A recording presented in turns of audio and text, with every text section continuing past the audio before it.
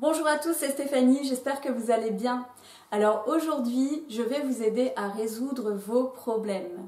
Je vais vous parler des deux choses qu'on oublie le plus souvent quand on essaye de résoudre nos problèmes et qui pourtant permettraient de les résoudre beaucoup plus facilement et aussi d'en avoir beaucoup moins. Ça me tient vraiment à cœur aujourd'hui de faire cette vidéo pour vous parce que il y a quelques années, j'avais l'impression d'être complètement submergée par mes problèmes et chaque problème pour moi était comme une montagne à escalader et j'étais dans un état de stress permanent et je n'avais jamais l'esprit libre. Et cette chose-là, je ne la souhaite vraiment à personne parce que c'est vraiment désagréable et ça vous empêche d'avancer dans la vie.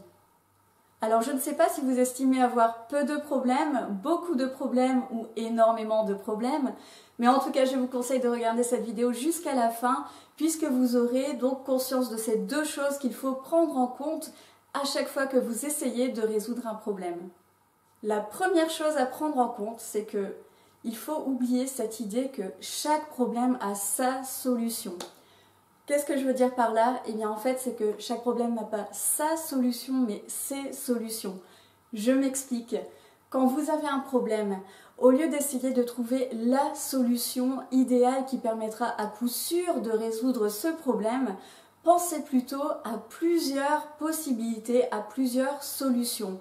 C'est un peu ce qu'on fait, vous savez, en entreprise quand on fait des séances de brainstorming où en fait on est tous dans une salle et par rapport à un problème donné, à une question posée, chacun propose des solutions et alors c'est complètement libre, on peut proposer des solutions un petit peu farfelues, justement c'est l'idée pour être un peu plus créatif dans les solutions à trouver. Et on sait qu'à la fin de la réunion, on va prendre une décision, choisir une de ces solutions à mettre en place directement. Donc c'est vraiment l'idée. Ce que je vous conseille de faire, ce que je fais personnellement, c'est que je prends un papier, un stylo et je note quel est mon problème. Ensuite, je cherche au moins 5 solutions à ce problème. 2 solutions peuvent être des solutions vraiment loufoques, complètement dingues pour avoir cette ouverture d'esprit. En fait, ça va vous permettre de trouver encore plus de solutions. Et l'idée, c'est que justement, dans votre liste de 5 solutions minimum, vous allez forcément avoir une solution qui est facile à mettre en œuvre tout de suite. Et ce que vous devez faire, c'est choisir la solution la plus facile à mettre en œuvre et l'exécuter dans les 24 heures maximum. Deuxième chose à ne pas négliger quand vous essayez de résoudre un problème, c'est que vous devez chercher quelle est la source de ce problème. Pourquoi ? Parce que en réalité, si vous ne trouvez pas la source du problème et si vous n'essayez pas de résoudre l'origine du problème, eh bien ce type de souci va se répercuter, va se renouveler dans différents cas de figure, dans différents domaines de votre vie, jusqu'à ce que vous compreniez ce qui ne va pas et que vous arriviez à vous améliorer dans ce domaine-là. Alors pour illustrer ce que je veux vous dire quand je parle de trouver l'origine, la source de votre problème, je vais vous parler de mon exemple personnel. Donc en ce moment, un de mes soucis principaux, c'est que je n'arrive pas encore à vous proposer 3 vidéos par semaine sur cette chaîne YouTube. Et je vous l'ai annoncé dans ma vidéo sur mes objectifs 2018. Avant la fin 2018, je souhaite vraiment publier 3 vidéos par semaine. Et en fait, quand je réfléchis à la source de mon problème, eh bien en fait c'est un souci de proactivité.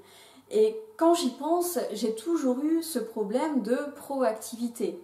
Aujourd'hui, par rapport au nombre d'objectifs que j'ai en cours, il faudrait que je sois beaucoup plus proactive.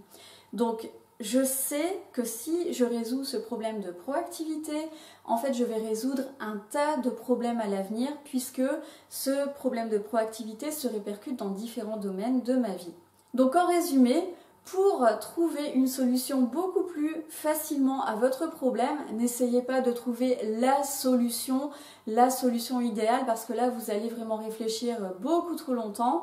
Prenez ça un peu comme un jeu, trouvez 5 solutions possibles et mettez en œuvre la plus facile à exécuter directement, je dirais dans les 24 heures.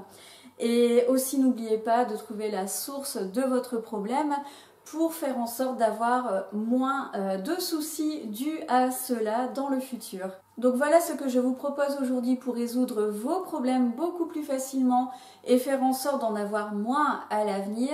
Donc n'hésitez pas à m'envoyer des commentaires, n'oubliez pas de vous abonner si ce n'est pas encore fait et je vous dis à bientôt pour une prochaine vidéo et n'oubliez pas, mettez de la passion dans votre vie, personne ne peut le faire à votre place.